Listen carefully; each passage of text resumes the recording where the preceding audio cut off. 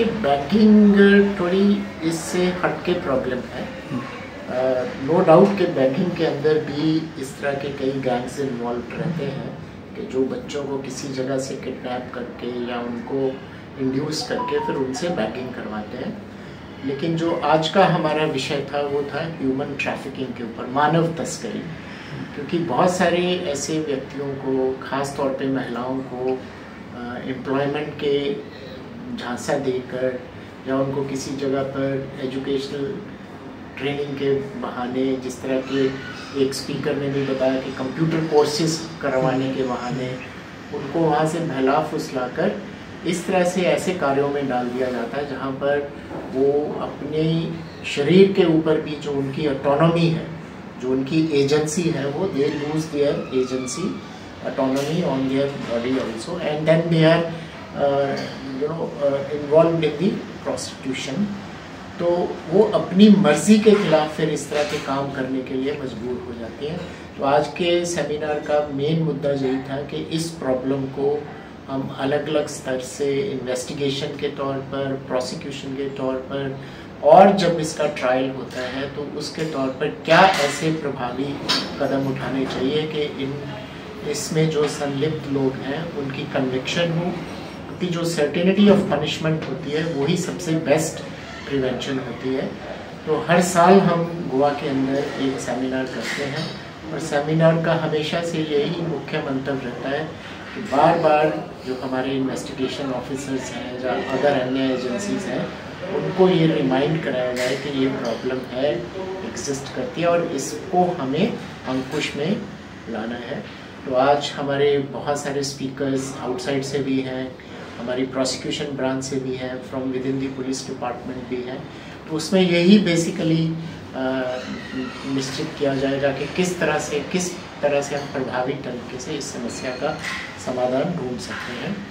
इसमें सबसे जो वीक लिंक रहता है वो रहता है रिहैबिलिटेशन का, जो कि इन्वेस्टिगेटिंग एजेंसी के कार्यभार में नहीं आता है। तो सबसे इम्पोर्टेंट विषय इसमें रिहैबिलिटेशन का है कि अगर आपने एक महिला को जो किसी गरीब परिवार से संबंध रखती है या एक बच्चा जिसको गरीब परिवार से संबंध रखता है उसको किसी जगह अंडर एज एम्प्लॉयमेंट में रखा है, तो अगर हम उसको वहाँ से निकाल रहे हैं तो उसके लिए क्या अल्टरनेटिव का हम प्रबंध कर रहे हैं। सरकार की बहुत सारी स्कीमें हैं, बहुत से राज्यों ने हर विक्टिम को जिसको रेस्क्यू किया जाता है उसको कुछ ना कुछ कंपेंसेशन देने की बहुत सारी जगह पे पॉलिसी है। तो रिहैबिलिटेशन मैं समझता हूँ कि इसमें सबसे बड़ा विषय रहता है कि अगर आप किसी को किसी अपराध से निकाल रहे हैं तो उसको आगे अल्टरनेटिव एम्प्लॉयमेंट आप क्या दे रहे हैं, वो बहुत ही इसमें इम्पॉर्टेंट इशू है।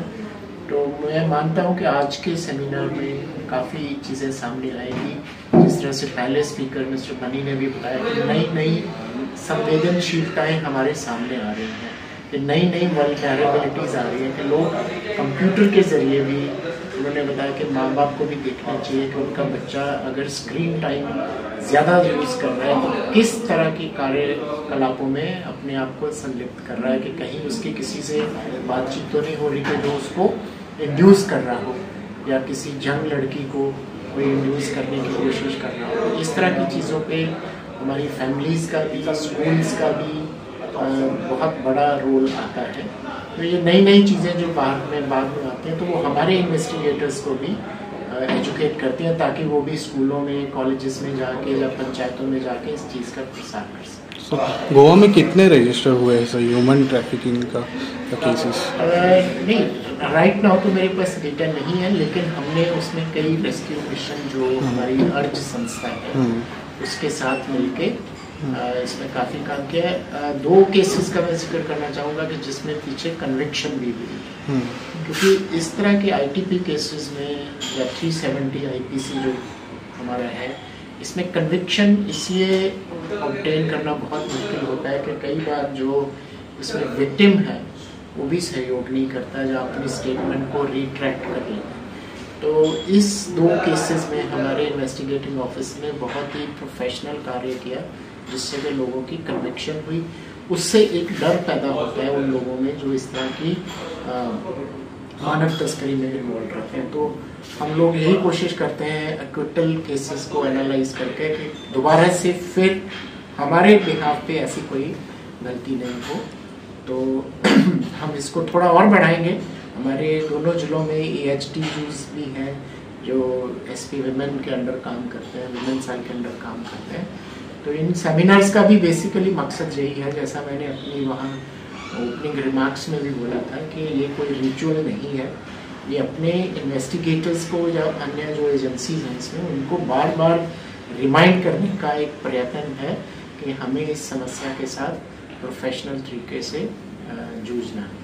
सर लास्ट एक क्वेश्चन की, गोवा से ज़्यादा तस्करी होता है क्या, और होता है तो कौन सी सोशल मीडिया के जरिए से होता है क्या, जॉब्स के? नहीं, देखिए यहाँ पर इस तरह की तस्करी की इंसिडेंट्स नहीं है, चूँकि गोवा एक पर्यटक राज्य है जिसमें के जो ह्यूमन ट्रैफिकर हैं वो ये समझते हैं कि एक रेडीमेड मार्केट मिलती है कि यहाँ टूरिस्ट आता है और उस तरह के आप उसको प्रलोभन दे सकते हैं, क्योंकि गोवा में किसी को बाहर से इंड्यूस करके लाना आसान रहता है कि गोवा में टूरिज्म इंडस्ट्री है, आपको वहाँ हम किसी होटल में रोजगार दे देंगे, आपको किसी रेस्टोरेंट में रोजगार देंगे। बाद में जब कोई भी यंग लड़की यहाँ आके महसूस करती है कि इसके साथ धोखाधड़ी हुई है, ऐसे हमारे इन्वेस्टिगेशंस में भी, लेकिन ये कोई सेंटर पॉइंट नहीं है कि यहाँ से बाहर कहीं तस्करी हो रही हो। जो आपने बोला है कि जो एडवर्टीजमेंट्स आती हैं प्रेस में कि आपको जॉब का झांसा है, वो हमारा जो इकोनॉमिक ऑफेंसेस विंग है, जब भी कभी कोई प्रेस में इस तरह की इश्तिहार आता है, जब पैम्फलेट आता है, तो उसको हम इकोनॉमिक ऑफेंसेस सेल में भी मार्क करते हैं ताकि उनसे ये वेरीफाई कर लें कि इनके पास प्रोटेक्टर ऑफ इमिग्रेंट्स का सर्टिफिकेट है या ये कहीं बाद में जाके किसी जगह पर गलत तरीके से इनको ले जाके ह्यूमन ट्रैफिकिंग का अटेम्प्ट तो नहीं है। तो ये हम एक प्रयत्न जरूर करते हैं। अच्छा, गोवा में नेपाली लोग बहुत है जो नेपाल से आते हैं, तो ये चांसेस बहुत हो सकता है ट्रैफिकिंग का? क्योंकि मैंने जैसे बोला कि पर्यटक राज्य, पर्यटन जो है ये गोवा राज्य का मेन जो इकोनॉमिक एक्टिविटी है। इसी तरह नेपाल जो है, नेपाल भी पर्यटन वाला है और आपने देखा होगा कि पर्यटन में बहुत सारे नेपाली लोग भी इन्वॉल्व रहते हैं। तो उस जरिए से वहाँ से इंड्यूस करके लाना आसान लगता है, लेकिन आप कभी भी किसी रेस्टोरेंट में जाए तो काफ़ी नेपाली नागरिक यहाँ पे जेन्युइनली भी इकोनॉमिक एक्टिविटीज़ में इंगेज्ड है। पर वो भी बात ठीक है कि वहाँ क्योंकि आप गोवा एक ऐसा अट्रैक्शन है जहाँ कामकाज का झांसा दिया जा सकता है, उस मामले में ये वल्नरेबिलिटी तो है। गोवा पुलिस क्या स्टेप निकाल रही है ये अवेयरनेस के लिए? देखिए इसमें जो आज का सेमिनार है तो यही एक अटेम्प्ट है। उसके अलावा हम लोग जो स्कूल्स हैं, कॉलेजेस हैं, इवन जो हमारा टेनेंट वेरिफिकेशन का ड्राइव होता है उसमें भी हमारी ये एक कोशिश रहती है कि अगर किसी जगह 4-5 यंग लड़कियाँ रह रही हैं या महिलाएं रह रही हैं तो उसमें उनका मकसद क्या है यहाँ पर आने का, कहीं वो भी ट्रैफिक तो नहीं है। तो ये एक जो टेनेंट वेरिफिकेशन वाला ड्राइव है ये भी एक अटेम्प्ट रहती है प्रिवेंशन में। इसके अलावा हमारी फील्ड एक्टिविटीज़ हैं, इन्वेस्टिगेटर्स हैं, थाना है, बीट ऑफिसर्स हैं, वो भी इस तरह की स्थिति पर वॉच रखते हैं कि अगर उनको किसी जगह शक पड़ता है कि कोई महिला अपनी मर्जी के खिलाफ किसी जगह पर काम कर रही है तो हम फिर उसका एजेंसी या जो भी NGOs हैं उनके मदद लेके उनका रेस्क्यू करते हैं।